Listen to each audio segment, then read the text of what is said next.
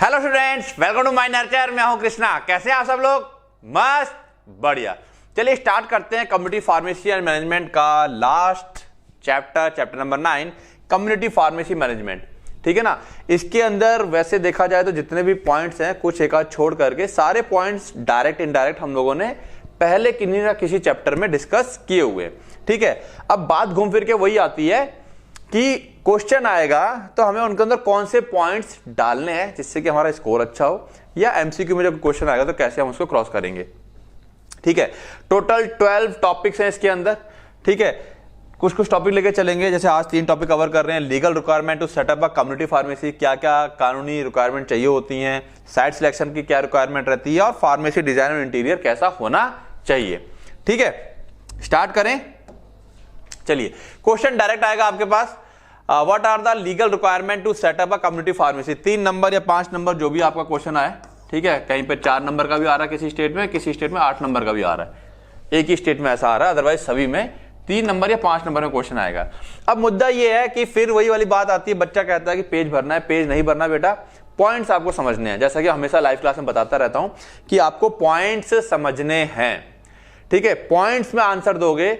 आप कोई पुराना पेपर उठा के देखेंगे तो वहां पॉइंट्स, जैसे मान लो पॉइंट्स लिखने की बारी आती है 3 नंबर में तो 6 पॉइंट मांगता है, यानी कि 5 नंबर है 10 पॉइंट दीजिए, 3 नंबर है तो 6 पॉइंट दीजिए।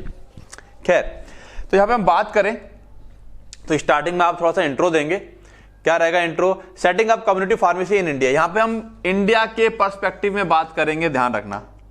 ठीक है ना। आप ऐसे ही बात नहीं करेंगे किसी और कंट्री में, हो सकता है वहां पे कुछ और रिक्वायरमेंट्स हो। फिलहाल इंडिया की बात करें तो यहां पर require compliance with various legal. Compliance मतलब आपको अनुपालन करना होगा कई सारे लीगल एंड रेगुलेटरी फ्रेमवर्क्स का। कई सारे जो लीगल और रेगुलेटरी अथॉरिटीज वगैरह हैं, जो फ्रेमवर्क हैं, जो संस्थाएं बनी हुई हैं, उनके जो रूल रेगुलेशंस हैं उनको फॉलो करना होगा, जो कि स्टैब्लिश किए गए हैं pharmacy act 1948, the drug and cosmetic act 1940 and the drug cosmetic act rule 1945। इन 3 के द्वारा जो भी रूल रेगुलेशन स्टैब्लिश किए गए हैं, कानूनी प्रक्रियाएं बताई गई हैं, वो आपको फॉलो करनी पड़ेंगी। ठीक है ना। इसमें एक और है, फार्मेसी काउंसिल ऑफ इंडिया भी है। ओके। एंड एक और जो है स्टेट फार्मेसी काउंसिल है। सॉरी, 5 हो गए टोटल। फार्मेसी एक्ट 1948, ठीक है, drug and cosmetic act 1940, drug and cosmetic rule 1945 and guidelines from the pharmacy council of India, PCI की जो गाइडलाइन है, और रेस्पेक्टिव स्टेट फार्मेसी काउंसिल, हर एक स्टेट की जो होती है, इनके द्वारा ओवरऑल जो बातें बोली गई हैं वो आपको फॉलो करनी पड़ेंगी। ठीक है। तो हमने यहां पर कुछ स्टेप बाय स्टेप जो गाइड्स, कैसे लीगल रिक्वायरमेंट पूरी होंगी, उसको यहां पे ब्रेक किया हुआ है। सबसे पहला काम क्या होगा कि भैया फार्मासिस्ट जो होता है, जो भी कम्युनिटी फार्मेसी में एक फार्मासिस्ट कंपलसरी चाहिए, चाहे वो खुद की शॉप हो या किसी के अंडर में काम कर रहा हो, वहां पे एक फार्मासिस्ट चाहिए। उसका रजिस्ट्रेशन होना ही चाहिए। फार्मासिस्ट रजिस्ट्रेशन, द ऑनर और द पर्सन इंचार्ज, जो मालिक है या तो वो खुद या जो इंचार्ज है उस फार्मेसी का, मस्ट बी रजिस्टर्ड। उसका रजिस्टर्ड होना जरूरी है with the respective state pharmacy council. मतलब जिस स्टेट में वो काम कर रहा है, ठीक है, जिस किसी भी स्टेट में वो काम कर रहा है, उस ही स्टेट की फार्मेसी काउंसिल के द्वारा रजिस्टर्ड होना चाहिए। ऐसा नहीं है कि आपने फार्मेसी कर लिया है सपोज महाराष्ट्र से, और आप यूपी में काम करना चाह रहे हैं या किसी और स्टेट में काम करना चाह रहे हैं, तो आपको अपने सारे सर्टिफिकेट ले जा करके उस स्टेट की फार्मेसी काउंसिल में डिपॉजिट करने होंगे और वहां से रजिस्ट्रेशन करवाना होगा उस स्टेट से। ठीक है। जो पुराने स्टेट में अगर हो रखा है तो वहां से आपको वो कैंसिल करना होता है, उसी स्टेट में करवाना होगा। ठीक है। एजुकेशन क्वालिफिकेशन, ऑब्वियसली बात है, रजिस्ट्रेशन कराने जाओगे तो आपके पास डिप्लोमा, डी फार्म या बी फार्म या कोई हायर एजुकेशन, एम फार्म वगैरह कुछ भी होना जरूरी है। और ये जो आपने डी फार्म, बी फार्म या क्वालिफिकेशन जो कर रखी है, वो किसी ऐसी संस्था से होनी चाहिए, from an institution approved by the pharmacy council of India. यानी कि आपने जो डिप्लोमा या बी फार्मा या कोई हायर क्वालिफिकेशन किया हुआ है इन फार्मेसी में, वो ऐसी संस्था से होना चाहिए, from an institution approved by the pharmacy council of India. ऐसे नहीं कि आप कहीं से भी करके आ गए, ऐसे नहीं होगा। ठीक है। अब दूसरी रिक्वायरमेंट क्या है भाई? जगह के लिए भी खास चीजें हैं, जैसे कि मिनिमम एरिया। अगर आप केवल और केवल अपना रिटेल का काम करना चाह रहे हैं, ठीक है, तो उसके लिए 10 स्क्वायर मीटर का एरिया चाहिए। ठीक है। उसके लिए कितना एरिया चाहिए? 10 स्क्वायर मीटर का। ओके, एक मिनट। हाँ, 10 स्क्वायर मीटर का एरिया चाहिए। अगर आप if dispensing drugs and compounding medication, अगर आप कंपाउंडिंग भी कर रहे हैं साथ साथ में, है ना, दवाइयों को मिक्सिंग कर रहे हैं, तो एक अलग से छोटा काउंटर और चाहिए होता है। तब ऐसे केसेस में थोड़ा सा एरिया आपको बड़ा चाहिए होता है, 15 स्क्वायर मीटर तक का चाहिए होता है। ठीक है, उम्मीद है डिस्पेंसिंग और कंपाउंडिंग अब आप समझते होंगे बहुत अच्छे से। लोकेशन की बात करें तो it should be in commercial, या तो कॉमर्शियल एरिया में हो और रेसिडेंशियल कम कमर्शियल, यानी कि घर भी हो और वो घर आपका कमर्शियल एरिया में भी पड़ता हो। ठीक है, as per local zoning regulation, जो लोकल है वहां का जो म्युनिसिपल कॉर्पोरेशन वगैरह होते हैं उनके अकॉर्डिंग, ठीक है ना, जो रेगुलेशन है उसके हिसाब से आपकी शॉप वहां होनी चाहिए, उस एरिया में होनी चाहिए। स्टोरेज की बात करें तो pharmacy must have adequate storage facility, उसके अंदर स्टोरेज फैसिलिटी पर्याप्त होनी चाहिए, जैसे कि शेल्फ वगैरह हैं जिसमें दवाइयां रखी जाएंगी, और शेल्फ ऐसी होनी चाहिए कि दवाइयां हमारी धूल मिट्टी ना जाए उसके अंदर। ठीक है, for drugs including a refrigerator for temperature sensitive drug, और एक रेफ्रिजरेटर भी होना चाहिए अगर आपके पास टेम्परेचर सेंसिटिव ड्रग्स हैं जो कि थोड़ी सी रूम टेम्परेचर पे भी खराब हो सकते हैं और उनको 7 डिग्री या 8 डिग्री में रखना पड़ता है, जैसे कि अपने फॉर एग्जांपल टिटनेस के टीके वगैरह होते हैं, तो आपको एक रेफ्रिजरेटर की भी जरूरत पड़ेगी। देखा जाता है ये, आप जब रजिस्ट्रेशन कराने जाएंगे तो रेफ्रिजरेटर और उसकी स्लिप वगैरह सब लगती है। ठीक है, okay. Now licence and registration की बात करें तो अगर आप ड्रग्स बेचना चाह रहे हैं तो यहां पे 2 टाइप के लाइसेंस आप ले सकते हैं, ध्यान से, इसीलिए यहां पे 2 कैटेगरी डाली गई है। और ये क्वेश्चन बेटा आपका अलग से भी आ सकता है, टाइप्स ऑफ लाइसेंसेस। ठीक है, 2 टाइप के लाइसेंस हो सकते हैं रिटेल करने की। कम्युनिटी फार्मेसी की बात कर रहे हैं, रिटेल की बात कर रहे हैं हम यहां पर। 2 types of licences, general licence होता है एक, और एक रेस्ट्रिक्टेड लाइसेंस होता है। पता होगा इसके बारे में, बट लेट समझते हैं इसको। Issued under the drug and cosmetic act 1940। ठीक है, based on the nature and scope of business, हम किस प्रकार का हमारा बिजनेस का नेचर है, क्या स्कोप है, क्या क्या चीजें बेचना चाह रहे हैं, उसके आधार पर आप जनरल लाइसेंस या रेस्ट्रिक्टेड लाइसेंस ले सकते हैं। ठीक है, जनरल लाइसेंस अपना नॉर्मल जो कम्युनिटी फार्मेसी का होता है, जो हम लोग मेडिकल स्टोर देखते हैं, वही होता है ये। ठीक है, a general licence in pharmacy is the standard licence, ये एक स्टैंडर्ड लाइसेंस है issued for operating a full fledged retail और होलसेल फार्मेसी, जो फुल फ्लैश पूरी क्षमता के साथ आप हर एक दवाई उसके अंदर बेच सकते हैं, कोई भी रेस्ट्रिक्शन नहीं होती है। It allows the sale for all categories of drugs, सभी दवाइयों को सभी कैटेगरीज बेच सकते हो, इंक्लूडिंग प्रिस्क्रिप्शन, जो प्रिस्क्रिप्शन ड्रग्स आती है वो भी सेल कर सकते हो, शेड्यूल एच, H1X और ओवर द काउंटर मेडिसिन, ये भी आप सेल कर सकते हो। ठीक है, subject to compliance with the condition specified by the regulatory authorities, जो बेचोगे उसको बेचने के लिए आपको सब्जेक्ट टू कॉम्प्लायंस, अनुपालन करना होगा केवल जो कि हमारा रेगुलेटरी अथॉरिटीज के द्वारा बताए गए हैं, यानी कि जो मेंशन है उसका आपको अनुपालन करना होगा। कॉम्प्लायंस मतलब बेटा होता है अनुपालन करना। ठीक है, बात समझते जाना। जनरल लाइसेंस की बात चल रही है, फीचर्स ऑफ जनरल लाइसेंस, तो जनरल लाइसेंस में हमको क्या क्या चीजें मिलती हैं, क्या क्या उसके फीचर्स होते हैं या क्या कैरेक्टरिस्टिक्स हैं। इसके अंदर हमें एक फार्मासिस्ट चाहिए होगा, रजिस्टर्ड फार्मासिस्ट। स्कोप की बात करें तो यहाँ पे ऑल टाइप्स ऑफ मेडिसिन आती हैं, प्रेस्क्रिप्शन ड्रग भी बेचोगे, ओवर द काउंटर मेडिसिन भी करोगे, हेल्थ सप्लीमेंट, मेडिकल डिवाइसेस भी सेल कर सकते हो, अदर फार्मास्यूटिकल प्रोडक्ट, मतलब कोई चीज बची नहीं है, आप सब सेल कर सकते हो। ठीक है, जगह कैसी चाहिए होगी, ऊपर जैसे बताई थी हमने 10 स्क्वायर मीटर वाली। रिकॉर्ड्स, यहां पर प्रॉपर रिकॉर्ड कीपिंग करनी पड़ेगी आपको, एक एक जो भी आप दवाई बेचते हो, खास करके जो अपनी प्रिस्क्रिप्शन मेडिसिन होती हैं उनका रजिस्टर मेंटेन करना पड़ता है। ठीक है, एंड सेंसिटिव ड्रग, ठीक है, जो सेंसिटिव ड्रग है या प्रिस्क्रिप्शन ड्रग है उनको आपको रिकॉर्ड रजिस्टर मेंटेन करना पड़ेगा।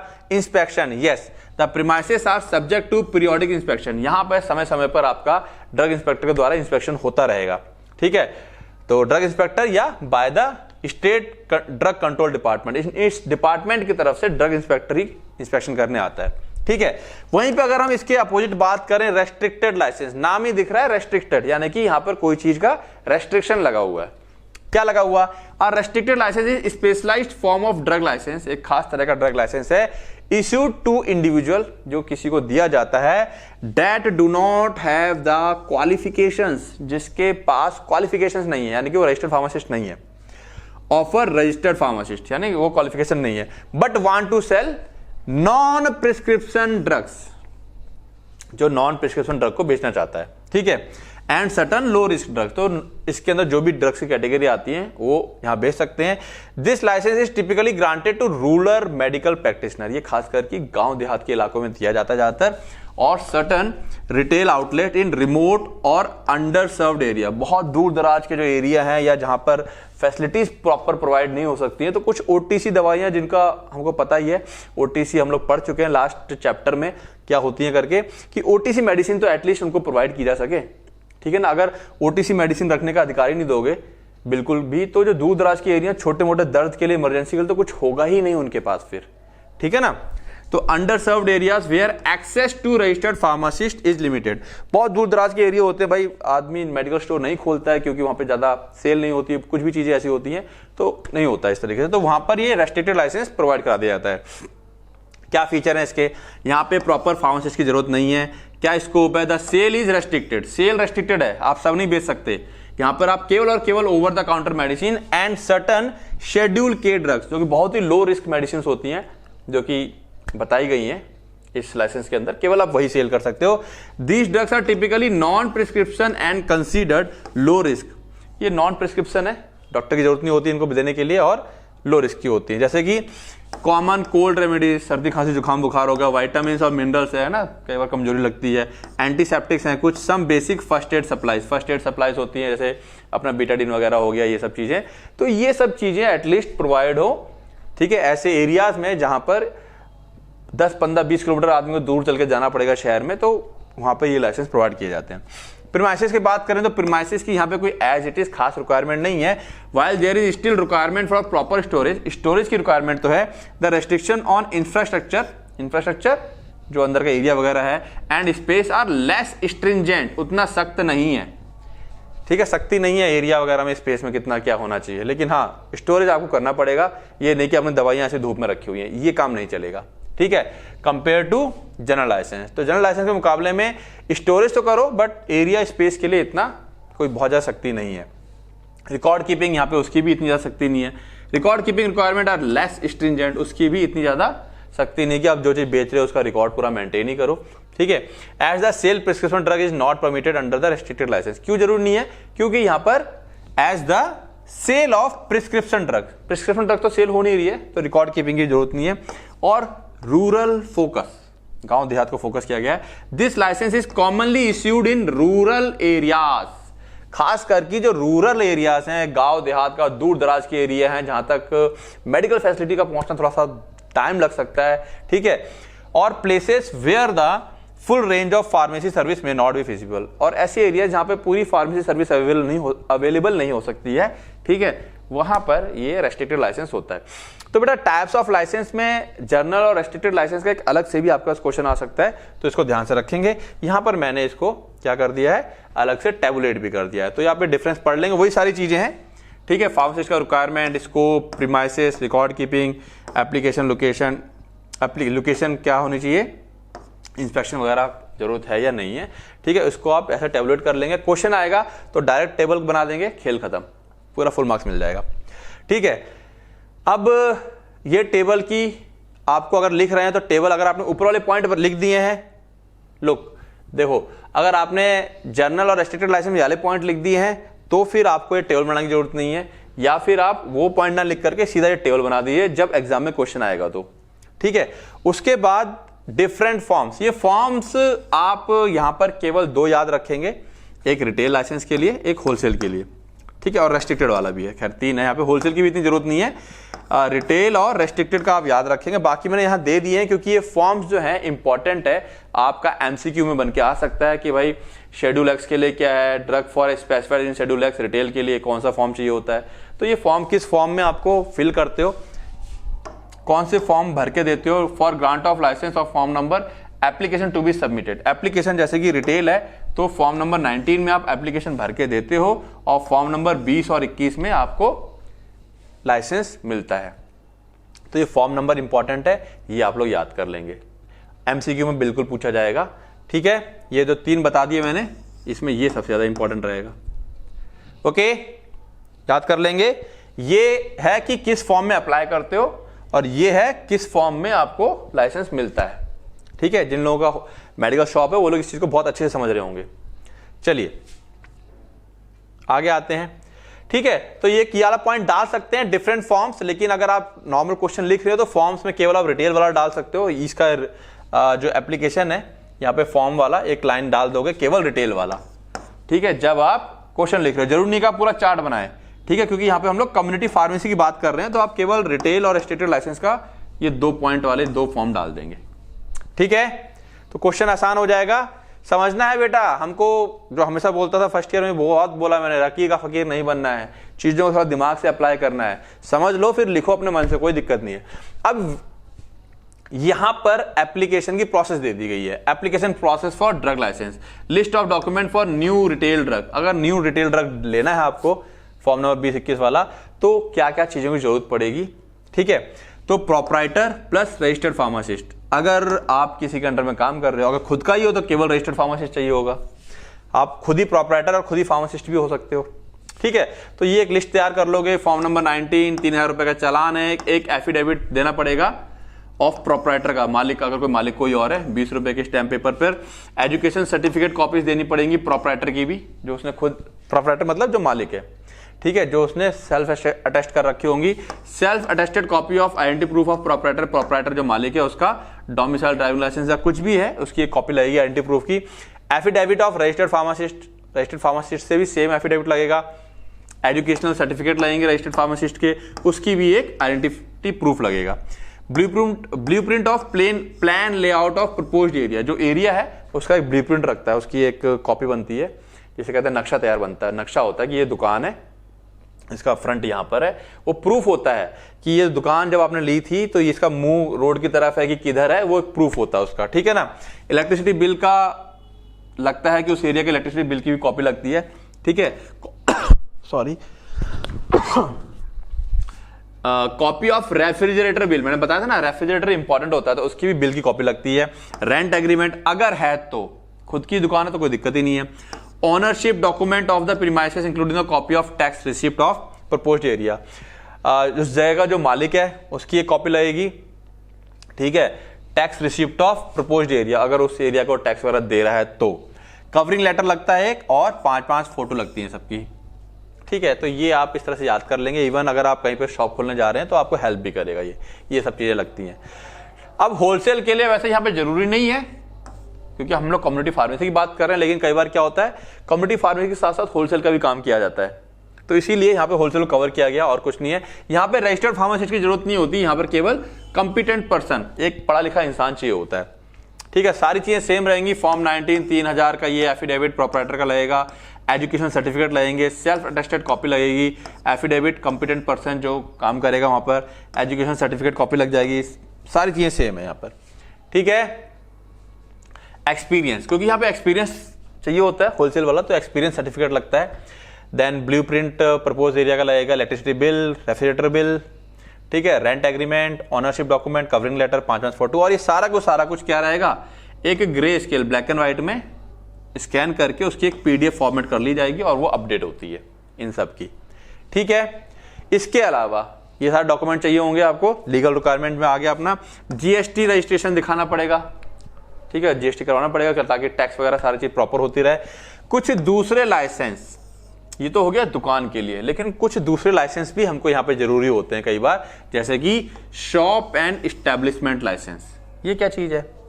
This licence is required from the local municipal authority to regulate working condition. जो आप बड़े बड़े शहरों में जाए हुए, मुंबई है, दिल्ली है, बड़े बड़े शहर है, वहां पर आप जहां शॉप खोलते हो ना, तो वहां पर जो म्युनिसिपल अथॉरिटी होता है उससे परमिशन लेनी पड़ती है, उसका भी वो लगता है, लाइसेंस लगता है, ठीक है ना।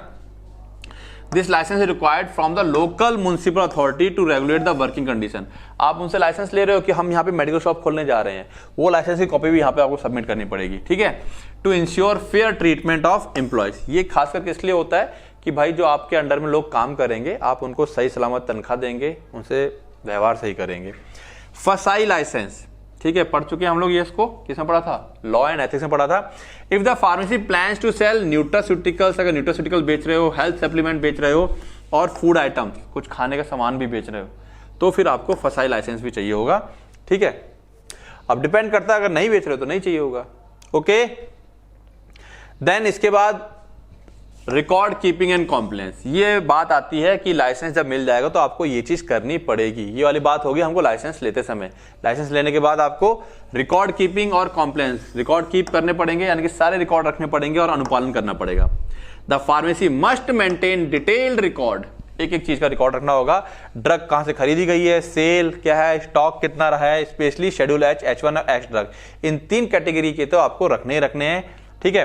विच रिक्वायर प्रिस्क्रिप्शन बेस्ड सेल, यानी कि ये तीनों वो कैटेगरी हैं जो कि प्रिस्क्रिप्शन बेस्ड सेल होती हैं, तो इसका आपको परचेज, सेल और स्टॉक पूरा मेंटेन करके रिकॉर्ड रखना पड़ेगा। Regular inspection by state drug control authority ensure compliance with legal requirement, समय समय पर जो ड्रग इंस्पेक्टर है जो कि स्टेट ड्रग कंट्रोल अथॉरिटी की तरफ से आता रहेगा, आपको चेक करता रहेगा, जो कि ये सुनिश्चित करेगा कि आप अनुपालन कर रहे हैं किसका, लीगल रिक्वायरमेंट का। ओके, देन स्टाफ रिक्वायरमेंट, अगर आप स्टाफ रख रहे हैं, बड़ी फार्मेसी होती है, आपके अंदर स्टाफ है, ठीक है, तो स्टाफ मस्ट इंक्लूड है रजिस्टर्ड फार्मासिस्ट, तो वो स्टाफ के अंदर एक रजिस्टर्ड फार्मासिस्ट होना चाहिए। And any other employee should be appropriately trained, अगर आप कोई दूसरा एम्प्लॉय रख रहे हैं तो वो प्रॉपरली ट्रेंड होना चाहिए, उसको चीजें आनी चाहिए। To assist non professional role, तो नॉन प्रोफेशनल रोल होते हैं भाई, साफ सफाई करना, सामान को इधर से इधर लगाना, ये सब काम के लिए उसको पता होना चाहिए कि भाई कौन सी दवाइयां हैं तो कैसे उनको हैंडल करना है, ठीक है। Display requirement, a drug licence and pharmacist registration certificate must be displayed prominently in the pharmacy, prominently मतलब एकदम क्लियर कट, ठीक है। डिस्प्ले रिक्वायरमेंट, ये साफ साफ कहा जाता है कि जो आपको लाइसेंस मिलेगा तो आपको वो लाइसेंस कहां लगाना है, शॉप में ठीक सामने, कि बाहर से कोई आएगा तो दिखना चाहिए कि लाइसेंस लगा हुआ है, ठीक है। और कुछ स्टेट में ऐसा भी है, as per certain state regulation a list of drug and their prices must also be displayed, drugs के प्राइसेस भी डिस्प्ले होने चाहिए, ऐसा है बट हर जगह नहीं है, कहीं पर ऐसा होता है, ठीक है। तो ओके, और कोई है, adherence to pharmacy practice regulation 2015, और आपको क्या करना है जब आप फार्मेसी प्रैक्टिस करेंगे तो जो फार्मेसी प्रैक्टिस रेगुलेशन है 2015 आप उसको बिल्कुल फॉलो करेंगे। फार्मेसी प्रैक्टिस रेगुलेशन उम्मीद है पढ़ लिया होगा आपने, जिसमें क्या है कि एक फार्मासिस्ट की क्या क्या ड्यूटी होती है, जिसमें साफ मेंशन है कि आप डॉक्टर वाला काम नहीं कर सकते, फार्मासिस्ट के काम अलग से मेंशन है, ठीक है। Pharmacy practice regulation 2015 mandate that pharmacist adhere, mandate मतलब वो बता रहा है कि कंपलसरी कर रहा है कि जो फार्मासिस्ट है वो एडहेयर टू प्रोफेशनल एथिक्स, वो professional ethics rule regulation follow करेगा and dispense drug only in accordance with the prescription, prescription के हिसाब से ही करेगा, ये नहीं कि उसमें अपनी डॉक्टरी खुद करने लगेगा, ठीक है। तो ये कुछ लीगल रिक्वायरमेंट्स जो लास्ट में तो थोड़ी उतनी इंपॉर्टेंट नहीं है, जो कि मेरे ख्याल से 7 यहां तक बिल्कुल वो थे जो लाइसेंस लेने से पहले, और ये सारी बातें लाइसेंस लेने के बाद हमको क्या फॉलो करने, लीगल रिक्वायरमेंट्स, वो वाली बातें हो रखी हैं, ठीक है। तो कहीं ना कहीं है लीगल रिक्वायरमेंट्स के अंदर ही। तो टोटल हमारे पास 11 पॉइंट्स हैं। अब ये 11 पॉइंट्स जब एग्जाम आएगा आप चाहे 1 पन्ने में लिख दें चाहे 1.5 पन्ने में लिख दें, ठीक है। 5 नंबर का आप सोचोगे हम 5 पन्ने भरने, भर ही नहीं पाओगे, ठीक है। तो वो पन्नों वाले कॉन्सेप्ट से बाहर आ जाओ, पॉइंट्स वाले कॉन्सेप्ट पे अपना फोकस करो। क्लियर है? चलिए, नाउ द सेकंड पॉइंट जो है हमारे पास, या सेकंड टॉपिक है site selection requirement for community pharmacy. किस जगह पर फार्मेसी खोली जाए, डिस्कस करो इसको। क्वेश्चन आ सकता है इस तरह से, डिस्कस द साइट सिलेक्शन, ठीक है। आया भी हुआ है मेरे ख्याल से।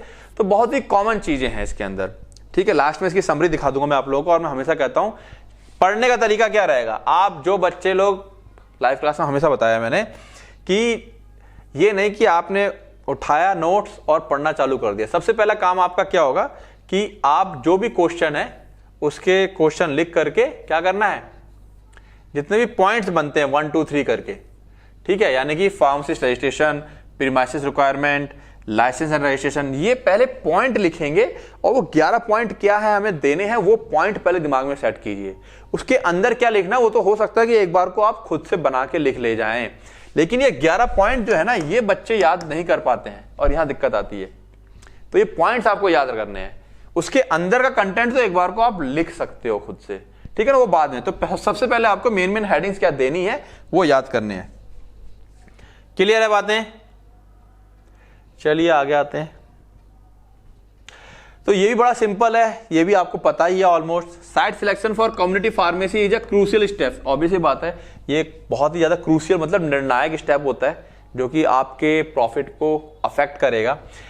एज इट सिग्निफिकेंटली इम्पैक्ट, ये बहुत ज्यादा इंपैक्ट करता है फार्मेसी की सक्सेस पर कि आपने फार्मेसी कहां ओपन करी है। द चूजन लोकेशन, जो लोकेशन आपने चूज करी है, must meet both legal requirement and business consideration. वो कहीं ना कहीं ऐसा होना चाहिए कि लीगल रिक्वायरमेंट को भी पूरा करे और आपके बिजनेस कंसिडरेशन, बिजनेस का जो पर्पस है वो भी पूरा हो जाए। ठीक है, नीचे कुछ पॉइंट दे रखे हैं, आओ देखें समझे। सबसे पहला जोनिंग लॉ। जोनिंग लॉ मतलब वही है कि जैसे मैंने बताया कि बहुत सारे जैसे दिल्ली में चले जाओ आप, तो आप किसी छोटा शहर है, गांव देहात टाइप का है, कस्बा है, तो आप मेडिकल स्टोर कहीं पे भी खोल सकते हो। बट जो बड़े बड़े शहर हैं वहां पे जोन्स आप सिर्फ और सिर्फ कमर्शियल एरिया में ही खोल सकते हो, जोनिंग करी हुई है। ठीक है ना। The pharmacy must be located in the area that is legally permitted, जहां पे लीगल परमिशन है म्युनिसिपल कॉर्पोरेशन का। आप हर जगह नहीं खोल सकते, बहुत से शहरों में ऐसा है, जहां नहीं है वहां कहीं पे भी खोलो। ठीक है। फॉर कॉमर्शियल और कॉमर्शियल कम रेजिडेंशियल यूज, अगर आप फार्मेसी है, ऊपर घर है, ऐसा है, तो वो डिपेंड करता है। खैर, लेकिन जहां पर आपको लीगल परमिशन, अगर परमिशन नहीं आपने खोल लिया है तो क्या हो सकता है, भविष्य में वो बंद हो सकती है फार्मेसी। भाई वो आके म्युनिसिपल वाले, कॉर्पोरेशन वाले आगे कहेंगे भैया बंद करो, यहाँ पे अलाउ नहीं है। Ensure compliance with local zoning regulation, आप सुनिश्चित करेंगे कि लोकल जोनिंग रेगुलेशन है, मतलब म्युनिसिपल और डेवलपमेंट अथॉरिटी का जो रूल्स है उसको फॉलो कर रहे हैं, टू अवॉइड पेनल्टीज और क्लोजर, अदरवाइज आप पे पेनल्टी लग सकती है और आपकी दुकान बंद हो सकती है। दूसरा, एसेसिबिलिटी, पहुंच फार्मेसी तक की। The site should be easily accessible to customer, customer के लिए आसानी से एसेसिबल हो, पहुंच रेंज में हो, specially for patient requiring regular refills of prescription medication. अब जो पेशेंट रेगुलर, उनको हर महीने के महीने दवा खरीदनी पड़ती है, डायबिटीज के हैं, हाइपरटेंशन के हैं, ठीक है, रिफिल करने पड़ते हैं। अगर फार्मेसी आपकी बहुत दूर है या उनकी पहुंच से, रेंज से दूर है, तो फिर दिक्कत है मामला।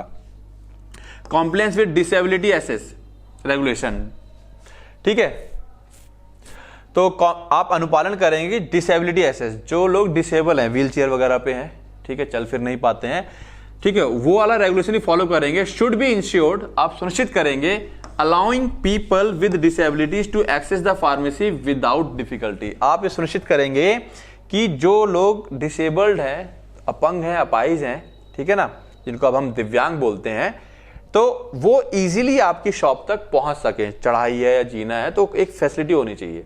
कोई मतलब मान लो व्हील चेयर वाला है तो एक चौड़ी सी गली टाइप की रहनी चाहिए जिसमें वो आराम से चढ़ के आपकी शॉप तक आ सके। ठीक है, तो एसेसिबिलिटी हो गई।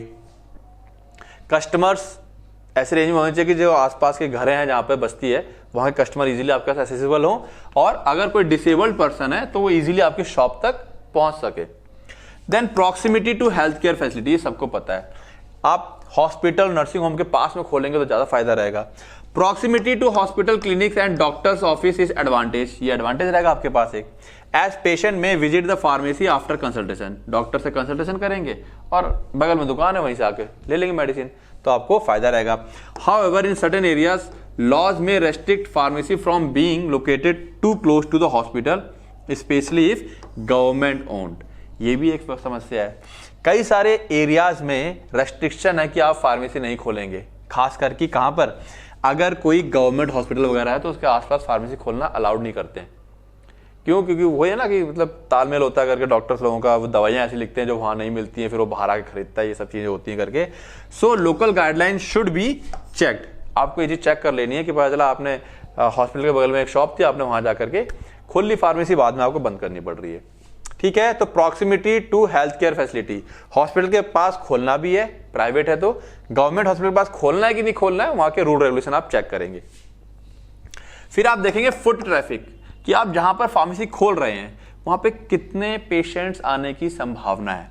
Choose a site in an area where high foot traffic और customer flow such as near, patient कह लो या ऐसा कह लो कि आपको भीड़ भाड़ वाले इलाके में खोलना है, जहां पे कस्टमर्स बहुत ज्यादा आते हो, भले आपकी शॉप पे ना आए लेकिन वो मार्केट टाइप का हो। जैसे कोई मेडिकल ऑफिसेस है, क्लिनिक है या हॉस्पिटल है, रेसिडेंशियल एरिया है, वहां पे तो लोग आएंगे जाएंगे। ठीक है, शॉपिंग सेंटर है, मार्केट है या कमर्शियल हब है, जहां पे बहुत बड़ा मार्केट है, उस यहीं पे बीच में आपने खोल लिया तो वहां पे बहुत सारे लोग आते हैं, तो फुट स्टेप कितना है।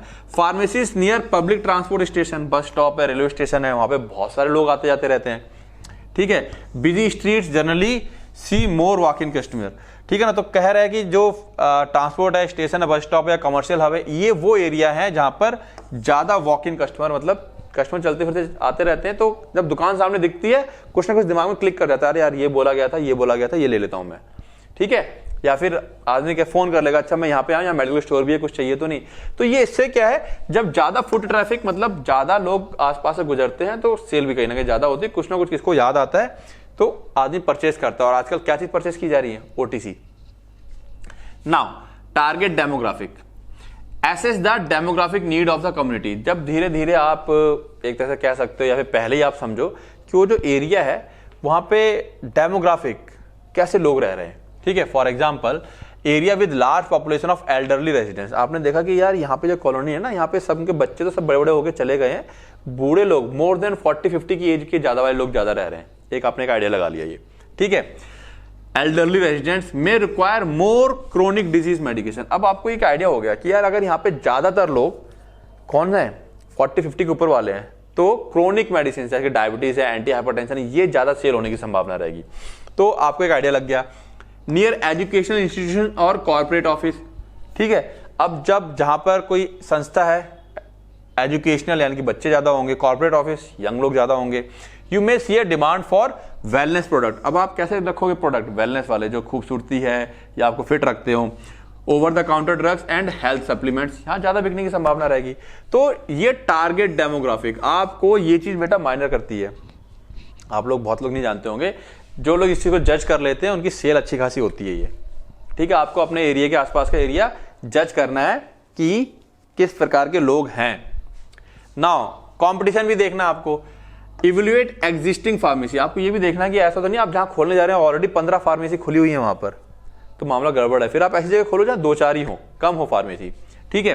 तो evaluate existing pharmacy in the vicinity, vicinity मतलब पास में, आप जहां शॉप डालने जा रहे हो उसके पास में कितनी फार्मेसीज हैं।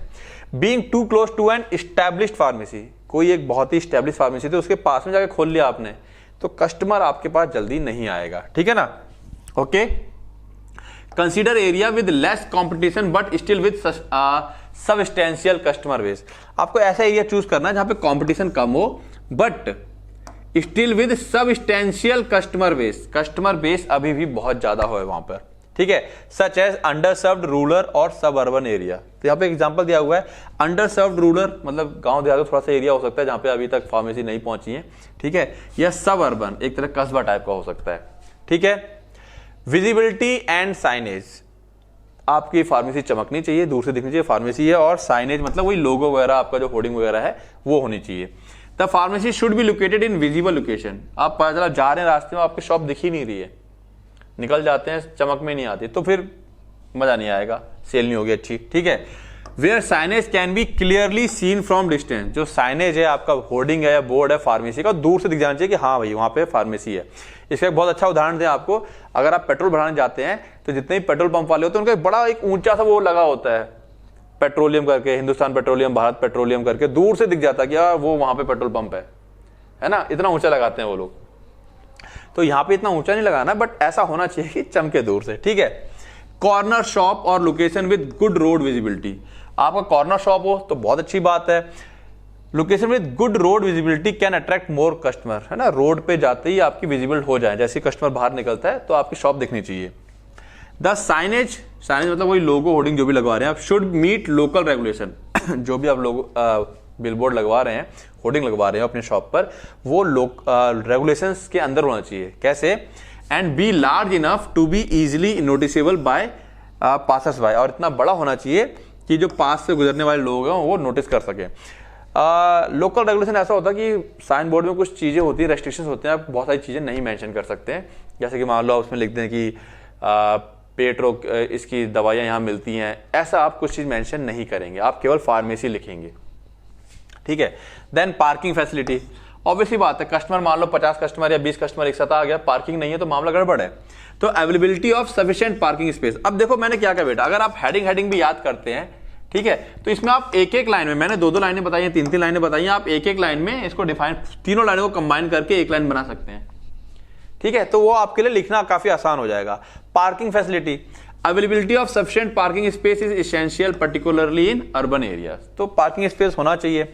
Pharmacies in areas with limited parking में find it difficult to attract customer. अब पार्किंग नहीं है तो पता चला कोई आदमी गाड़ी लेके आ रहा है अपना, अगर पार्किंग नहीं, आगे चलते हैं, तो फिर कस्टमर अट्रैक्ट नहीं होता है, ठीक है। Who need to quickly drop by or to pick up medication, तो फटाफट पार्किंग लगाया और लेना है सामान और जाना है, अगर पार्किंग नहीं है तो समस्या है फिर, ठीक है ना। ओके, तो pharmacy in areas with limited parking may find it difficult to attract customer who need to quickly drop by to pick up medication, तो तुरंत फटाफट आकर के पार्क करके अपना सामान लेना चाह रहा है तो वो समस्या हो जाएगी। Size and layout, the size of premises should allow the comfortable customer movement, size आपका ऐसा होना चाहिए कि कस्टमर आराम से आए, खड़ा होए, थोड़ी बैठने की व्यवस्था हो, ठीक है, इस टाइप से। Appropriate shelving and counters for dispensing, dispensing के लिए थोड़ा काउंटर होना चाहिए, शेल्विंग होनी चाहिए, बाहर जो आपके लगा रखे हैं आपने प्रोडक्ट, जो ओटीसी वाले होते हैं, जो सेल अपने आप होती है, उनके लिए शेल्विंग प्रॉपर होनी चाहिए। The layout should be, layout कैसा होना चाहिए, dispensing area where the pharmacist interact with customer, एक डिस्पेंसिंग एरिया हो जाएगा, काउंटर थोड़ा बड़ा होगा तो।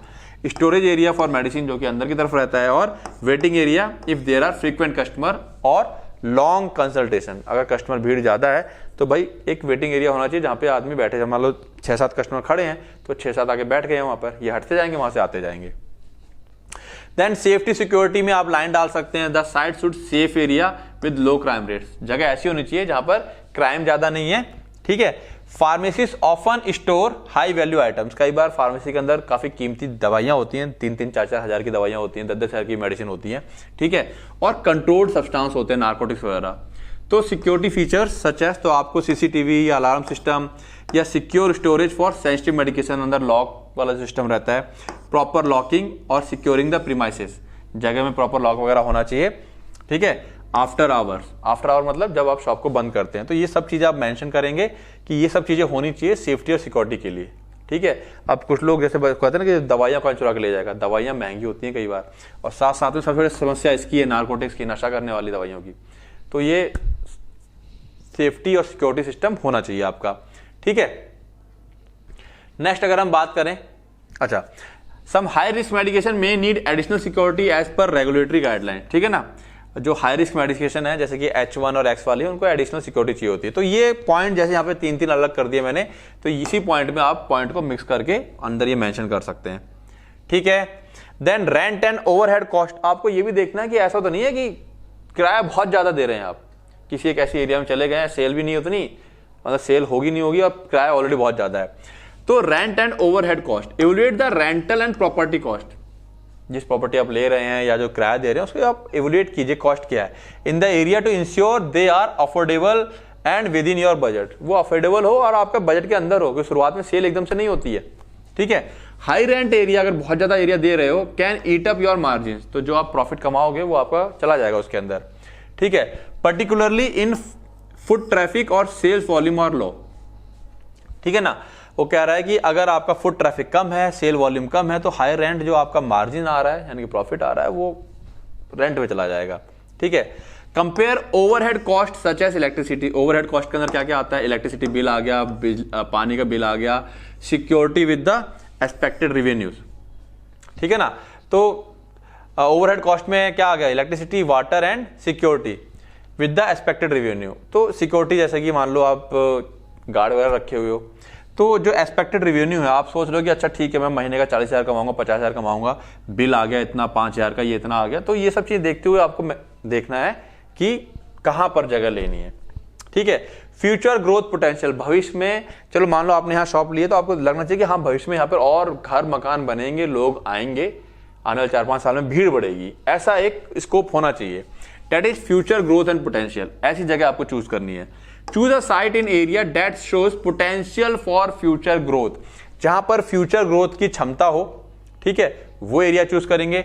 एरिया वेयर न्यू रेसिडेंशियल और कमर्शियल डेवलपमेंट, जहां पे नए नए घर बन रहे हैं, न्यू रेसिडेंशियल या कमर्शियल डेवलपमेंट हो रहा है, आर कमिंग अप, ठीक है, आने वाला है commercial development, can provide opportunities for future business expansion, वहां पर भविष्य में एक्सपेंशन हो सकता है।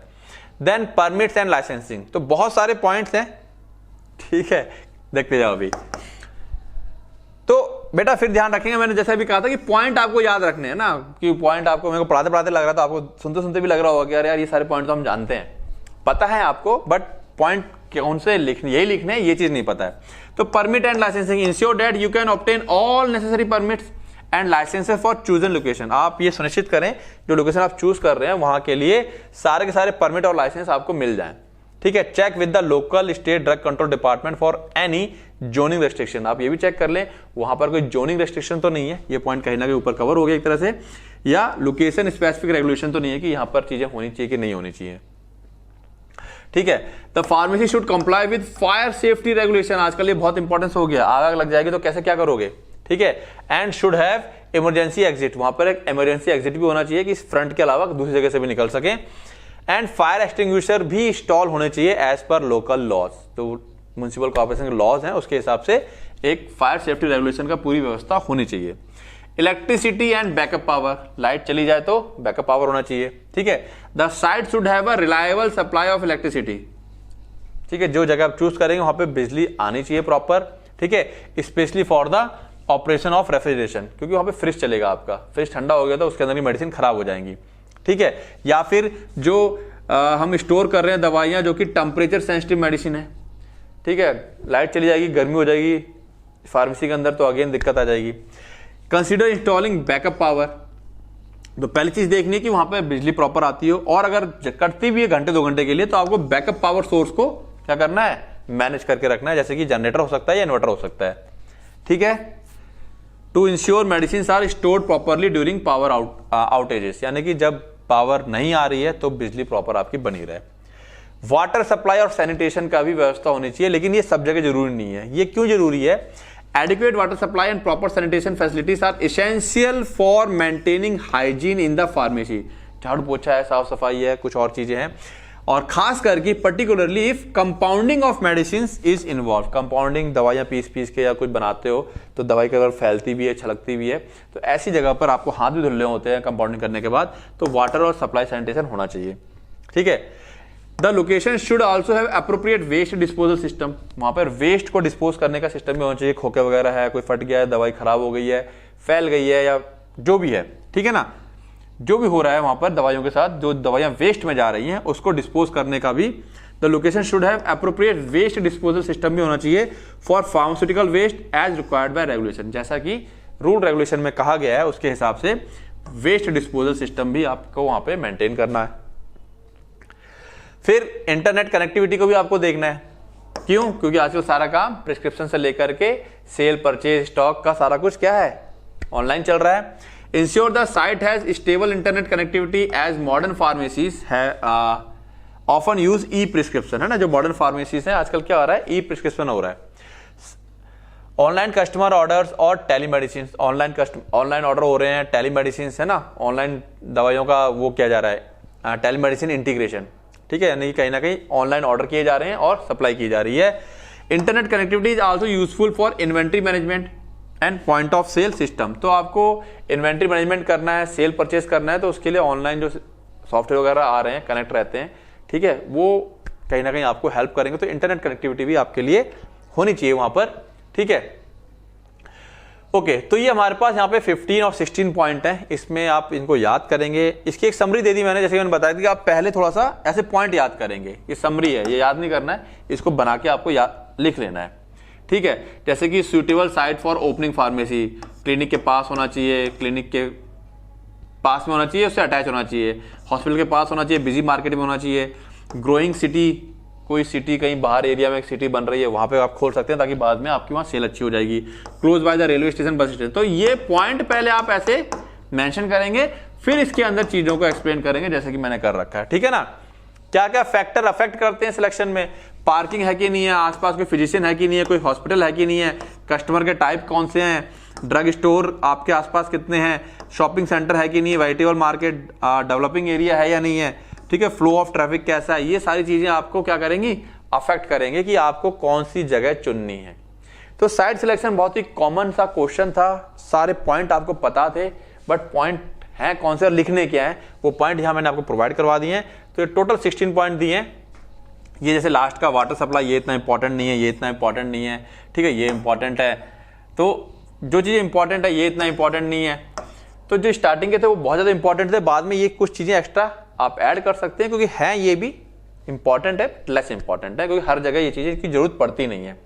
ठीक है, तो आंसर समझ में आया आपको? पॉइंट्स में याद करेंगे। ओके, चलिए, और आज का लेक्चर का last topic, right a short note on pharmacy interior and design. Pharmacy का इंटीरियर कैसा होना चाहिए, उसकी डिजाइन कैसी होनी चाहिए। तो फार्मेसी इंटीरियर और डिजाइन, आपको कहीं ना कहीं इसका भी आंसर पता है, और मैं आपको बता दूं, कुछ नहीं है। आप जैसे किसी मॉल वगैरह में जाते हैं, कि शॉप में जाते हो, अच्छा लगना चाहिए वहां जाकर के, तो उसमें क्या क्या पॉइंट डालने हैं, आओ देखें। Pharmacy interior and design play crucial role in creating welcoming. एक बहुत ही इंपॉर्टेंट रोल प्ले करते हैं, crucial role in creating a welcoming. जब आप घुसते हैं फार्मेसी के अंदर, तो ये अब आप सोचेंगे सर कि हर फार्मेसी में नहीं, लेकिन होना चाहिए। अपने आसपास की छोटी मोटी फार्मेसी की बात मत करना कि वहां पे सर खोला हुआ, छोटी दुकान में खोला हुआ है, ऐसा उसकी बात नहीं कर रहा। एक प्रॉपर जो स्टैंडर्ड है, हम यहाँ पे उसकी बात कर रहे हैं। ठीक है, आप घुसते ही फार्मेसी के अंदर घुसते एक वेलकमिंग होनी चाहिए, मतलब ऐसा लगना चाहिए कि कहीं आ गए हो आप।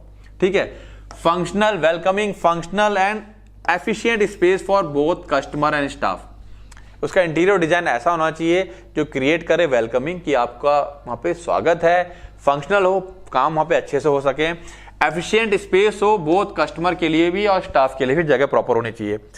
A well designed pharmacy not only enhance the customer experience. आपका अच्छी खासी डिजाइंड फार्मेसी होगी तो कस्टमर जब आएगा आपसे मेडिसिन लेगा तो उसका भी एक्सपीरियंस अच्छा जाएगा, but also improve work flow. जो वहां पे लोग काम कर रहे हैं ना, उनको भी अच्छा लगता है। इंश्योर कॉम्प्लायंस विद रेगुलेशन, और ये भी सुनिश्चित करता है कि आप रूल रेगुलेशन को अनुपालन कर रहे हैं। And reflects the brands identity. Brand मतलब आपकी फार्मेसी की आइडेंटिटी बनती है। अरे यार वो फार्मेसी है, वहां देखो एकदम मस्त लाइट, एसी, बैठने की व्यवस्था, सब कुछ है, प्रॉपर ट्रीट किया जाता है। समझ रहे हो? This is the pharmacy interior and design. चलिए, बिलो आर की एस्पेक्ट्स, यहाँ पे कुछ नीचे के पॉइंट्स हम देख लें। लेआउट एंड स्पेस प्लानिंग की अगर हम बात करें, कैसा होना चाहिए अंदर लेआउट और स्पेस को कैसे यूज किया जाएगा, तो सबसे आगे होता है रिटेल एरिया, जिसको हम फ्रंट एंड कहते हैं। ठीक है, तो इसके अंदर क्या क्या पॉइंट बनेंगे हमारे पास। जो फ्रंट एंड है स्टार्टिंग का, उसमें एक एंट्रेंस होता है। भाई देखो, नॉर्मली आप लोगों ने देखा होगा जो आपके आसपास में फार्मेसी होंगी या खुली रहती है इस तरीके से, वो गलत है।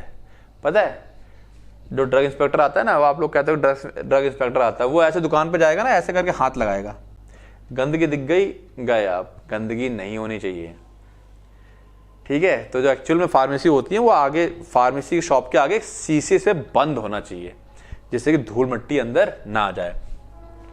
तो एंट्रेंस जो है, a welcoming and easily accessible entrance is crucial. Entrance ऐसा होना चाहिए जो इजीली आप आसानी से जा सके, और वेलकमिंग होना चाहिए कि आपको लगे कि हाँ, ऐसा नहीं कि यार अच्छा नहीं लग रहा, आपको लगे कि हाँ चलो यार चलते हैं, मजा आएगा। ठीक है ना। For example, automatic sliding doors. अब मान लो लगा सकते हो आप, कंफर्टेबल है आपके बजट में, तो दरवाजे जैसे आप पास जाते हो अपने आप खुल जाते हैं, है ना। तो automatic sliding doors can improve accessibility for all customer. आप जैसे जाएंगे दरवाजा अपने आप खुल जाएगा, यानी कि वेलकम हो रहा है आपका। ठीक है। Waiting area, provide comfortable seating for customers. भाई अगर कस्टमर भीड़ ज्यादा है तो वेटिंग एरिया होना चाहिए। ठीक है, तो ठीक है, आसपास provide comfortable seating for customer, waiting area for their prescription to be filled. जब तक उनका प्रेस्क्रिप्शन फिल्ड हो रहा है, यानी कि तैयार हो रहा है, तब तक वो बैठे रेस्ट करें। This area could also display educational material. इस एरिया में बैठे हुए हैं, टेबल पे या साइड में सेल्फ लगे होने चाहिए, जहां पर एजुकेशनल मतलब कुछ बीमारियों के बारे में या किसी ऐसी चीज के बारे में इंफॉर्मेशन देते हुए होना चाहिए, जो कि थोड़ा सा उसकी नॉलेज बढ़ाए। किसके बारे में? हेल्थ रिलेटेड प्रोडक्ट के बारे में। ठीक है ना, या उसको एजुकेट करे या उसके हेल्थ रिलेटेड प्रोडक्ट्स को क्या करे, उनके बारे में कुछ इंफॉर्मेशन देता हो। तो वेटिंग एरिया कुछ ऐसा होना चाहिए। Product display shelves. ठीक है, अब जो हमारे ओवर द काउंटर मेडिसिन होते हैं, अगर आप देखते होंगे किसी मेडिकल स्टोर में जाते हैं तो बाहर ही एक शीशे का वो लगा रहता है, जिसमें ओटीसी प्रोडक्ट ज्यादातर रखे रहते हैं, जो इंसान खुद से खरीद सकता है। तो arrange shelves for over the counter medications, health products and personal care item. जो शेल्फ्स हैं, जिनके अंदर सेल्फ मतलब रैक्स, जिसके अंदर ये सारे item over the counter medicine, health products हैं या पर्सनल केयर आइटम्स हैं, इनको जहां वेटिंग एरिया ना वहीं पे आपको अरेंज करना है। Item should be easy to see and access, मतलब जो कस्टमर बैठा हुआ उसको आराम से दिखे और वो उसके पास तक जा सके। ठीक है। Group products by categories, categories के हिसाब से, जैसे मान लो 3-4 सेल्फ्स हैं, कैटेगराइज कर दो कि यहाँ पे स्किन केयर लगे हुए हैं, इधर विटामिन वाले लगे हुए हैं, ये कफ एंड कोल्ड मेडिसिन लगी हुई है। ठीक है, तो वो जितनी देर में कस्टमर बैठा है ना, वो ओटीसी को देख करके अट्रैक्ट हो सकता है, वो और डिमांड कर सकता है कि भाई ये भी ऐड कर दो मेरे में, ठीक है। Now cash counter, place the billing counter near the exit for convenience. तो जहां पे मान लो यहां से एंट्री हो रही है, जहां एग्जिट है, कैश काउंटर को वहीं रखो, वहां से पैसे जब ले, दवाइयां ले और बाहर निकल जाए, तो थोड़ा इजी हो जाता है। तो समझ रहे हो ये चीजें। लेआउट और स्पेसिंग की बात चल रही है अभी, उसमें अभी हमने बात की रिटेल एरिया की। जो रिटेल एरिया रहेगा कैसा रहेगा। नाउ जो सेकंड पॉइंट हमारे पास आता है प्रिस्क्रिप्शन काउंटर। तो प्रिस्क्रिप्शन काउंटर में जब कोई प्रिस्क्रिप्शन, जहां पे एक तरफ से प्रिस्क्रिप्शन देता है, फिर बीच में हो सकता है कंसल्टेशन एरिया आप लगा दें। कम्युनिटी फार्मेसी है तो प्राइवेट कंसल्टेशन एरिया होना चाहिए, ठीक है। डिजाइन अ सेपरेट और सेमी प्राइवेट कंसल्टेशन एरिया। भाई बहुत से लोग आते हैं, कई लोग अपनी कुछ वैसी अलग सी बात, कुछ प्रॉब्लम्स होती है, मान लो किसी को पाइल्स है, किसी को स्टोन है, किसी को कोई इरेक्टाइल का प्रॉब्लम है, वो डिस्कस करना चाहता है फार्मासिस्ट के साथ। अब वो भीड़ में कैसे करेगा, ठीक है ना। तो प्राइवेट कंसल्टेशन एरिया, जो प्रिस्क्रिप्शन काउंटर है, मान लो उसने पर्चा तो दे दिया और उसको कुछ और भी समस्या है जो बात करना चाह रहा है, ठीक है। डिजाइन अ सेपरेट और semi private consultation area where pharmacist can discuss medication, जहां पर वो दवाइयां डिस्कस करेगा उसके साथ, ठीक है। और प्रोवाइड हेल्थ केयर एडवाइस, या उसको हेल्थ केयर एडवाइस देगा। This build trust and ensure privacy. अब कस्टमर कहता है यार ये ठीक है, यहाँ पे मैं अकेला बात भी कर लेता हूँ और मेरी प्राइवेसी मेंटेन रहती है। ट्रस्ट, एक ट्रस्ट बिल्डअप होता है। नाउ प्रिस्क्रिप्शन ड्रॉप ऑफ और पिकअप काउंटर। स्टार्टिंग में ही घुसते ही एक काउंटर होना चाहिए जहां पे आप जाते जाते अपना प्रिस्क्रिप्शन दे दें, ठीक है, और बाद में ले लें अपना, ठीक है। Clear signage and designated counter for dropping off और picking up prescription help streamline the workflow. अब आप घुसते घुसते प्रिस्क्रिप्शन का काउंटर लगा हुआ है, बंदा गया, उसने प्रिस्क्रिप्शन दे दिया, बैठ गया जाकर के आराम से, ठीक है। अब जो पिकअप है, हो सकता है प्रिस्क्रिप्शन लास्ट में कैश के साथ दे दिया जाए आपको, या बीच में बुला के आपको दे दिया जाएगा, वो डिपेंड करेगा, ठीक है ना। तो प्रिस्क्रिप्शन ड्रॉप ऑफ और पिकअप काउंटर भी एक होना चाहिए। तो आगे दे दिया, बैठ गया, तो अपने आप सिस्टम चल रहा है, वो एक स्ट्रीमलाइन बनी रहती है। स्ट्रीमलाइन मतलब एक फ्लो बना रहता है प्रॉपर, एक तरफ से चीजें आ रही हैं, दूसरी तरफ से जा रही हैं, प्रिस्क्रिप्शन इधर ये जा रहे हैं और आगे बढ़ते जा रहे हैं। प्रिस्क्रिप्शन काउंटर हो गया, रिटेल फ्रंट हो गया, प्रिस्क्रिप्शन काउंटर हो गया, और स्टोरेज और बैक एंड एरिया। और फार्मेसी के पीछे की तरफ स्टोरेज एरिया होता है जहां पे फार्मेसी वर्क स्टेशन काम करते हैं सब लोग। This should include easy access to computers. पीछे की तरफ कंप्यूटर वगैरह रहता है, मेडिकेशन स्टोरेज कैबिनेट्स होते हैं और इक्विपमेंट रहते हैं। वहां पे जितना भी लोग काम करते हैं फार्मेसी के अंदर, वो अपना काम करते हैं। Drug storage, create adequate shelving and storage for prescription medicine. Proper shelving होनी चाहिए, जैसे मैंने बताया कि जहां तक संभव हो उनको दवाइयों को एक, सभी दवाइयों के लिए एक बंद वाला सिस्टम होना चाहिए कि अंदर धूल मिट्टी ना आ जाए, ठीक है। तो प्रॉपर शेल्विंग होनी चाहिए। स्टोरेज फॉर प्रिस्क्रिप्शन मेडिसिन, जो प्रिस्क्रिप्शन मेडिसिन है, जो प्रिस्क्रिप्शन पे बिकती हैं, उनके लिए प्रॉपर शेल्विंग होनी चाहिए। लॉकेबल कैबिनेट होनी चाहिए, लॉक वाले कैबिनेट होने चाहिए या ड्रॉर होने चाहिए for essential for control drugs. जो लॉक कैबिनेट होते हैं, जो हम लोग पहले ही पढ़ चुके हैं, कंट्रोल सब्सटेंस को हमेशा लॉक करके रखना चाहिए, तो उनके लिए लॉकेबल कैबिनेट होने चाहिए, ठीक है। Cold storage, if the pharmacy handles vaccine, और या फार्मेसी वैक्सीन के साथ साथ टेम्परेचर सेंसिटिव मेडिसिन भी रखती है, तो इंस्टॉल रेफ्रिजरेटर और फ्रीजर। तो रेफ्रिजरेटर भी रखिए जिसमें आप वो दवाइयों को रख सके। बात समझ में आई। तो देखो पॉइंट आप ध्यान रखेंगे। पॉइंट 1, लेआउट और स्पेस प्लानिंग में आप रिटेल एरिया, ठीक है, प्रिस्क्रिप्शन एरिया और स्टोरेज एरिया 3 डाल देंगे, उसके अंदर आप बातें लिखेंगे, ठीक है। फिर flow and accessibility, flow and accessibility. Flow ऐसा होना चाहिए कि चीजें, इससे कहते हैं गड़बड़ ना हो करके कि एक इधर जा रहा है उधर जा रहा है, ऐसा नहीं होना चाहिए, और आसानी से एसेसिबल होना चाहिए। कैसे, आओ देखते हैं। Customer flow, the layout should create an intuitive flow. Layout, आप जब फार्मेसी के अंदर कोई कस्टमर घुसे तो ऐसा लेआउट होना चाहिए कि इंट्यूटिव फ्लो, उसको अपने आप समझ में आना चाहिए कि यहां पर बैठना है, यहां प्रिस्क्रिप्शन देना है, वहां बिल कटेगा, ठीक है। ये ऑटोमेटिक उसको समझ में आना चाहिए, यानी कि clear signage for various section. ऐसा आपको लेआउट सेट करना है कस्टमर्स के लिए। From the entrance to product shelf, entrance से लेकर के जो प्रोडक्ट के सेल्फ लगे हुए, यानी कि ओटीसी वाले सेल्फ लगे होंगे, consultation area and the prescription counter, ये सब उसे क्लियर कट समझ में आ जाना चाहिए घुसते ही घुसते। इस टाइप का लेआउट होना चाहिए, ठीक है। Employee workflow, the design should optimize workflow, design ऐसा होना चाहिए कि उसमें दो, जैसे मान लो इधर से आना है इधर से जाना है, दो लोग आना जाना इजीली क्रॉस कर सके। ऐसा नहीं कि क्रॉस कर रहे हैं तो एक ऐसे हट रहा है एक ऐसे हट रहा है और दवाइयां लेके चल रहे हैं तो गिर रही हैं, ये चीजें नहीं होनी चाहिए, ठीक है। The design should optimize workflow efficiency, design ऐसा होना चाहिए कि जो स्टाफ है वो अपना काम बहुत अच्छे से कर सके, उनमें दिक्कत ना आए। For example, ensure that the prescription counter is close to the drug storage, जो प्रिस्क्रिप्शन काउंटर है और वो पास में होना चाहिए जहां पे ड्रग स्टोर की जाती है। To minimize the distance pharmacist need to walk, thus speeding of pharmacy. अब पता चला ये प्रिस्क्रिप्शन काउंटर है, वहां से ला के दवाइयां ला के रख रहा है, इधर ला के रख रहा है, तो एक डिस्टेंस चलना पड़ता है। तो प्रिस्क्रिप्शन काउंटर और फार्मेसी वाला स्टोरेज वाला पास पास में होना चाहिए ताकि बार बार उसे ज्यादा भागम भाग ना करनी पड़ रही। एक एग्जाम्पल के तौर पर यह बात बताएगी। Accessibility, the layout should be accessible to people with disabilities, जो लोग दिव्यांग हैं, ठीक है, चल फिर नहीं सकते हैं, तो उनके लिए इजीली एसेसिबल होना चाहिए। वाइड आइल्स, आइल्स मतलब गलियां, गलियां मतलब अपने घर की गलियां नहीं, मतलब जब फार्मेसी घुसोगे तो चौड़ाई होनी चाहिए कि कोई जाए व्हील चेयर के साथ तो आराम से अंदर एंटर कर जाए। For wheelchair access and ramps at entrance, ठीक है, रैंप्स होने चाहिए एंट्रेंस में, are crucial consideration for a modern pharmacy. तो ये आजकल एक कॉमन चीजें हैं। Aesthetic design very important. Aesthetic design मतलब सौंदर्य परक, सौंदर्य परक मतलब घुसते घुसते ऐसा लगे कि अरे कहाँ आ गए, ठीक है, मजा आ गया। जैसे आप किसी मॉल में जाते हैं, जैसे आप किसी दुकान में होते हैं, रोड पे चल रहे हैं, अचानक से मॉल में घुसते हैं तो आपको लगता है कहाँ आ गए, ठीक है। तो एस्थेटिक डिजाइन होना चाहिए। इसके अंदर कुछ चीजें आती हैं जैसे कि कलर स्कीम, यानी कि पेंट, फार्म जहां बैठेंगे और जो फार्मेसी का कलर है ना वो बहुत ऐसा होना चाहिए, एस्थेटिक होना चाहिए। एस्थेटिक अब बात समझ में आ रही होगी। यूज सूदिंग यानी कि सुखदायक। क्लीन, क्लीन मतलब एक आप व्हाइट पेंट करेंगे तो क्लीन है, यहीं पे आप लाल और पीला कर देंगे तो उसे क्लीन नहीं मानेंगे, ठीक है। तो क्लीन एंड प्रोफेशनल कलर, आपको कलर कैसे लेने हैं, सूदिंग लेने हैं, क्लीन लेने हैं, प्रोफेशनल लेने हैं।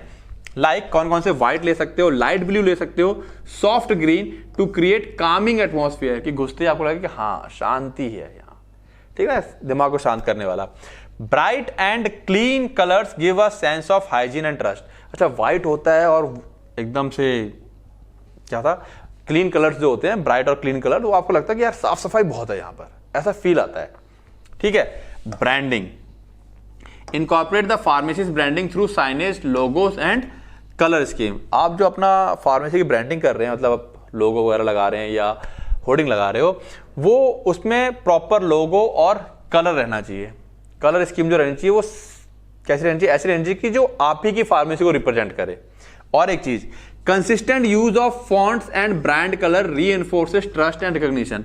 अगर आप निरंतर कई सालों से वही फॉन्ट, वही शेप का लेटर, वही कलर आप यूज करते हैं तो आदमी कहता है सालों साल हो गए इनका, मतलब देख के पहचान लो अरे ये तो वही उसी फार्मेसी का लोगो है, ठीक है ना। ये रीइंफोर्स करता है और मजबूत करता है ट्रस्ट को और आपकी पहचान को, रिकॉग्निशन को। तो यही सब चीजें हैं, बस लिखने का तरीका आपको समझना है। लाइटिंग, भाई लाइटिंग ऐसी होनी चाहिए, कैसे, use bright natural lighting to make space look more open and clean. Bright और नेचुरल लाइटिंग यूज करनी है जिससे कि एरिया बड़ा लगे और साफ सुथरा लगे। एलईडी लाइटिंग का यूज करना है, इससे एनर्जी एफिशिएंट है, आपकी एनर्जी बचेगी and give bright welcoming feel. LED light का थोड़ा सा काफी अच्छा वो रहता है, टच आता है जब एलईडी लाइट लगी होती है ना, घुसते हो जैसे शादी वादी फंक्शन में जाते हो, एलईडी लाइट होती है तो अच्छा लुक आता है उसका, ठीक है ना। फ्लोरिंग, जमीन पे आपके क्या होना चाहिए, या तो चूज ड्यूरेबल जो कि मजबूत हो और इजी टू क्लीन, दवाई वगैरह गिर जाए आसानी से साफ हो जाए। क्या लगा सकते हो आप उसके लिए, जैसे टाइल लगा सकते हो या विनाइल। विनाइल क्या होता है, जो नहीं पतली सी परत टाइप की मैटिंग आती है आजकल बिछ जाती है, उसका यूज कर सकते हो। The flooring should also be slip resistance, ऐसा नहीं कि टाइल लगाते कोई फिसल के गिर रहा है, ये भी नहीं होना चाहिए, ठीक है। स्लिप रेजिस्टेंट होना चाहिए जिससे कि सेफ्टी बनी रहे। ओके, अब बात करते हैं शेल्विंग एंड फिक्सचर्स, ठीक है। जो शेल्विंग वगैरह जिसमें दवाई वगैरह रखी जाएंगे कैसे होना चाहिए। Product display, install adjustable shelving. भाई मान लो कोई अभी यहाँ पे छोटे छोटे प्रोडक्ट थे, अचानक से कोई प्रोडक्ट का साइज बड़ा लेना है तो निकाल करके यहाँ से हम एक उसको हटा दें, साइज को बड़ा कर सकें, तो वही कह रहा है इंस्टॉल एडजस्टेबल शेल्विंग। शेल्विंग जो होनी चाहिए एडजस्टेबल होनी चाहिए। To accommodate different product sizes, अलग अलग प्रोडक्ट के साइज को हम लगा सकें, ऐसी आपकी शेल्विंग होनी चाहिए। Point of sale display, strategically place impulse buy product, ठीक है, पॉइंट ऑफ सेल डिस्प्ले जहां पे कस्टमर बैठता है वहां पर आपको स्ट्रेटेजिक रणनीति के तहत ऐसे प्रोडक्ट लगाने हैं जिसको देख करके इंपल्स, अरे यार ये ले लेते हैं, है ना, एकदम इंपल्स आता है अंदर से। जैसे कि हैंड सैनिटाइजर है, आप देखो अरे हैंड सैनिटाइजर है, ये तो मेरे पास नहीं था, अरे मेरे को लेने का सोच रहा था, ठीक है। या कोई सप्लीमेंट है near the cash counter, cash counter के पास, यानी कि पॉइंट ऑफ सेल डिस्प्ले, वहां पे आप इस तरह की चीज लगाओगे। जब बिलिंग करवाते हो आपको अच्छा यार बिल हो रहा है, तो उसमें एक प्रेशर भी होता है, अरे यार बिल हो जाएगा फिर दोबारा लेना पड़ेगा, अच्छा दे दो भैया ये दे दो, दोबारा लाइन में लाना, तो एक प्रेशर अभी काम करता है यहाँ पे। ये सब मार्केटिंग स्ट्रेटजीज होती हैं। Counters and cabinet, use durable easy to clean material, जो काउंटर वगैरह है वहां पे मजबूत होना चाहिए, आसानी से साफ हो जाए, ऐसा होना चाहिए। इसके लिए आप स्टेनलेस स्टील का यूज कर सकते हो या फिर लैमिनेट करवा सकते हो काउंटर को और कैबिनेट को। Make sure that surfaces are smooth, surface चिकने हो, स्मूथ हो, एंड नॉन पोरस हो, खुरखुरे नहीं होने चाहिए, अदरवाइज इसमें क्या गंदगी वगैरह भर जाएगी तो हाइजीनिक नहीं रहेंगे फिर। तो अगर वो स्मूथ हैं और नॉन पोरस हैं, बिना छेद वाले हैं, तो वो हाइजीन रहेंगे। सिक्योरिटी, ऑब्वियसली बात है, सर्विलेंस सिस्टम, आपको सीसीटीवी कैमरा लगवाने हैं जिससे कि आप मॉनिटर कर सकें सभी को और चोरी वगैरह को रोक सकें। एक्सेस कंट्रोल, फार्मेसी के अंदर तक जाने का कंट्रोल किसके पास होना चाहिए, है ना, कुछ एक ही दो स्टाफ होते हैं जो अंदर तक जा सकता है, बाकी सारे स्टाफ बाहर की तरफ रहते हैं। Only authorized personal should have access to sensitive area, sensitive area का मतलब स्पेशली कंट्रोल सब्सटेंस, जहां पर कंट्रोल सब्सटेंस रखे गए हैं, नार्कोटिक्स रखे गए हैं, वहां पर सिर्फ और सिर्फ जो ऑथराइज पर्सन है वही जाएगा। अलार्म सिस्टम होना चाहिए, install an alarm system to protect the pharmacy from burglaries, चोरी वगैरह हो रही है तो अलार्म बज जाए। Especially if handling high value medication, जैसे मैंने बताया, अगर आप हाई वैल्यू मेडिकेशन 10-10 हज़ार की 20-20 हज़ार की कोई मेडिसिन रखे हुए हो आप, एक ही सिरप या इंजेक्शन इतना महंगा है, तो आपको फिर ये अलार्म सिस्टम लगाना चाहिए। टेक्नोलॉजी इंटीग्रेशन, टेक्नोलॉजी हम ऑलरेडी पहले पढ़ चुके हैं, यानी कि फार्मेसी मैनेजमेंट सॉफ्टवेयर। जैसे कि मैंने कहा था बेटा कि पॉइंट सारे ऑलरेडी पता है आप लोगों को, बट कौन सा पॉइंट कहां डालना है ये चीज नहीं पता है। तो अब फार्मेसी मैनेजमेंट सॉफ्टवेयर होता है, ठीक है, इसके अंदर क्या होता है, कंप्यूटर रहता है एंड सॉफ्टवेयर होते हैं फॉर मैनेजिंग प्रिस्क्रिप्शन, इन्वेंट्री और कस्टमर रिकॉर्ड सारा मेंटेन करता है। अब ये आपको पता है, तो आपको बेसिकली क्या है इसमें पॉइंट नोट कर लेना। अच्छा, टेक्नोलॉजी के अंदर फार्मेसी मैनेजमेंट सॉफ्टवेयर, इसमें लिखेंगे हम लोग कि इससे हमारा क्या होगा, प्रिस्क्रिप्शन, इन्वेंट्री और कस्टमर रिकॉर्ड हम मेंटेन कर सकते हैं। डिजिटल डिस्प्ले, आप जहां कस्टमर बैठता है डिजिटल डिस्प्ले लगा दो, इंफॉर्मेशन चलती रहती है किसी की चीज के बारे में, प्रोडक्ट के बारे में या हेल्थ के बारे में। Consider using digital display in the retail area, या रिटेल एरिया है, to provide information on health tips, promotions and new product. कोई नया प्रोडक्ट आया है ओटीसी वाला, कोई हेल्थ टिप है या प्रमोशंस करना है, तो वो डिस्प्ले चलता रहेगा, आदमी वेटिंग एरिया में बैठा हुआ है देखेगा उसे आराम से, ठीक है। सेल्फ सर्विस कियोस्क, बड़ी बड़ी फार्मेसी में आजकल ये भी होता है कियोस्क, जैसे कि आप लोग आजकल बैंक में जाते हैं ना, ऑटोमेटिक आप एंटर मारते हो, आप पासबुक आपकी एंटर हो जाती है, ठीक है। वैसे फार्मेसी में कियोस्क होता है, मान लो आधा घंटा हो गया, भीड़ लंबी थी, तो आप उसी के ऐसे सिस्टम लगा होता है, उसके बाद जाएंगे, एंटर करेंगे, आपका नंबर और टोकन जो भी होता है डालेंगे, आपका पर्चा कहां पहुंच गया है, या किसी पर्टिकुलर प्रोडक्ट की इंफॉर्मेशन चाहिए तो उसमें आप टिक करके उस पूरी प्रोडक्ट की इंफॉर्मेशन ले सकते हैं। That is your self service kiosk. Some modern pharmacies incorporate self service kiosk where customer can check prescription status, उसके प्रिस्क्रिप्शन का क्या स्टेटस है, और फाइंड प्रोडक्ट इंफॉर्मेशन। तो सेल्फ सर्विस कियोस्क समझ में आ गया, ठीक है। अब हाइजीन एंड क्लीननेस, ये तो फिर हाई है, सैनिटाइजेशन, इसके अंदर सैनिटाइजेशन स्टेशन होना चाहिए। Provide hand sanitizer at key point such as near the entrance, counter और कंसल्टेशन एरिया, वहां पर आपको एक सैनिटाइजर रखना है जिससे कि कोई बाहर से आ रहा है या कुछ भी है तो आप हाथ धुल सके, कंसल्टेशन एरिया है, ठीक है, तो आपको एक सैनिटाइजेशन स्टेशन बनाना है। वेस्ट डिस्पोजल, जो कस्टमर आगे बैठता है अगर कुछ खाता पीता है तो डस्टबिन वगैरह होना चाहिए। Ensure there are proper waste disposal bins for both regular waste, जो कस्टमर खा पी के डाल रहा है, प्लस बायो हजार्डस मेडिकल अगर सेल करते हैं तो उसके लिए भी एक वेस्ट अंदर होना चाहिए, ठीक है। फॉलोइंग हेल्थ रेगुलेशन, क्यों होना चाहिए, क्योंकि हेल्थ रेगुलेशन जो रूल रेगुलेशन है वो फॉलो किए जाने चाहिए। वेंटिलेशन, ऑब्वियसली बात है, आप इंश्योर करेंगे proper ventilation and air filtration system, जहां पर फार्मेसी है प्रॉपर एयर फिल्ट्रेशन होना चाहिए to maintain good air quality inside the pharmacy, pharmacy में एक वातावरण शुद्ध बना रहे, specially in areas where medication are store, और खास करके जहां पे दवाइयां स्टोर होती हैं तो वहां पे एक हवा का आना जाना प्रॉपर रहना चाहिए, ठीक है। एंड द लास्ट वन आप क्या कर सकते हैं, कस्टमर इंगेजमेंट। कस्टमर को कैसे इंगेज करेंगे, इंटरेक्टिव स्पेसेस। इंटरेक्टिव स्पेसेस का मतलब है in some pharmacies you can include small interactive areas where customer can learn more about health and wellness product. आप एक इंटरेक्टिव एरिया क्रिएट कर सकते हैं, वहां पे कस्टमर क्या करेगा, अपने आप को बिजी रखेगा। कैसे बिजी रखेगा, जैसे वहां पर आप टैबलेट्स और कुछ इंटरेक्टिव स्क्रीन प्रोवाइड करा सकते हैं, खड़े होकर के टच कर रहे हैं, और यूज टू एजुकेट कस्टमर, और कस्टमर को एजुकेट कर सकते हैं। Plus customer feedback system, very important, ये आजकल बहुत काम करता है। Create a system for customer to provide feedback. आप एक सिस्टम क्रिएट करिए जिससे कि आप उनका फीडबैक ले सकें, आइदर डिजिटली या तो ऑनलाइन ले सकें, और थ्रू सजेशन बॉक्सेस, या सजेशन बॉक्स में वो अपना कुछ लिख करके डाल दें। This can help improve service and customer satisfaction. इससे आप अपनी फार्मेसी की सर्विस को बढ़ा सकते हैं, अच्छा कर सकते हैं, और कस्टमर सेटिस्फैक्शन को इंप्रूव कर सकते हैं। तो बेटा ओवरऑल बात जो यहां पर थी, ठीक है, कुछ खास नहीं था, केवल क्या था कि हमको क्या पॉइंट देने हैं वो चीज क्लियर नहीं थी। तो फार्मेसी इंटीरियर और डिजाइन ऑलमोस्ट सारी चीजें हमको पता है। पॉइंट वाइज पहले पॉइंट लिख करके याद करेंगे क्या क्या पॉइंट देने, पॉइंट भी याद कर लेंगे ना तो 3 नंबर में 2 नंबर ऐसे मिल जाएंगे, ठीक है। फिर अंदर का लिखने का तो मसला ही अलग रह गया। क्लियर है बातें, तो ये हमारा टॉपिक खत्म, ठीक है। तो करना क्या है, इसके नोट्स अवेलेबल रहेंगे, आप पढ़ेंगे उनको, और कोई प्रॉब्लम आएगा तो मुझे कॉल कर लेंगे, ठीक है ना। और सबसे ज्यादा इंपॉर्टेंट चीज रिवाइज करते रहेंगे, और जो तरीके बेटा बताता जा रहा हूं मैं, ठीक है ना, वो उसको फॉलो करना है। और वो तरीका फॉलो करते हैं तो नंबर बहुत अच्छा आएगा, इजीली स्कोर करेंगे, बहुत अच्छा स्कोर करेंगे। इवन यही टॉपिक नहीं, फार्मेसी के सारे टॉपिक्स इक्का दुक्का टॉपिक हैं, बस मेरे ख्याल से जो समझाने वाले हैं, अदरवाइज सारे टॉपिक याद करने वाले हैं। तो पॉइंट्स बना करके याद करें, काफी अच्छा स्कोर आएगा। ओके, तो करना क्या है, पढ़ना है और रिवाइज करना है। All the best.